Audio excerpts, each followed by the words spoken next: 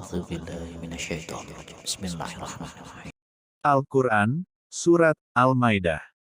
Ayat 72, tafsirnya, sesungguhnya telah kafirlah orang-orang yang mengatakan, sesungguhnya Allah ialah Al-Masih putra Maryam.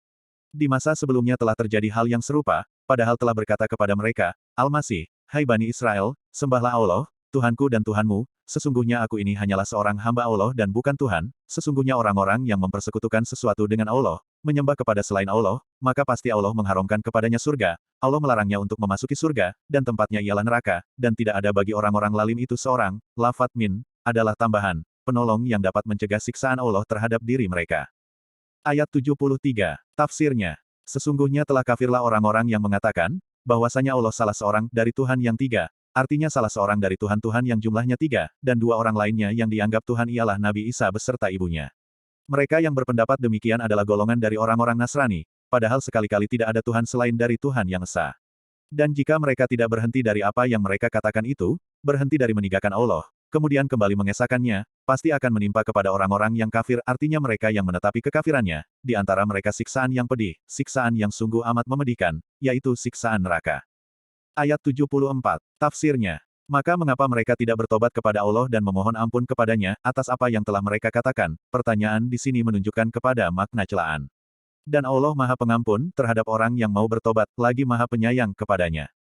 Ayat 75, tafsirnya. Al-Masih putra Maryam itu hanyalah seorang Rasul, yang sesungguhnya telah berlalu atau telah lewat sebelumnya beberapa Rasul, maka dia pun akan berlalu atau mati seperti mereka, dia bukanlah Tuhan seperti apa yang telah mereka sangkakan.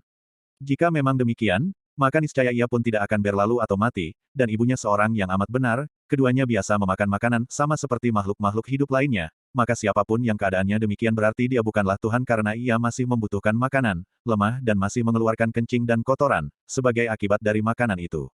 Perhatikanlah dengan penuh rasa ketakjuban, bagaimana kami menjelaskan kepada mereka, ahli kitab, tanda-tanda kekuasaan kami yang menunjukkan keesaan kami. Kemudian perhatikanlah bagaimana, lafat anna, adalah kata tanya, mendustakannya, mereka berpaling dari perkara hak yang disertai dengan bukti yang jelas. Ayat 76, tafsirnya, katakanlah, mengapa kamu menyembah selain daripada Allah, selainnya, sesuatu yang tidak dapat memberi mara bahaya kepadamu dan tidak pula memberi manfaat. Dan Allah lah yang maha mendengar terhadap perkataan-perkataanmu, lagi maha mengetahui tentang tindak tandukmu. Kata istifham atau kata tanya, di sini menunjukkan keingkaran.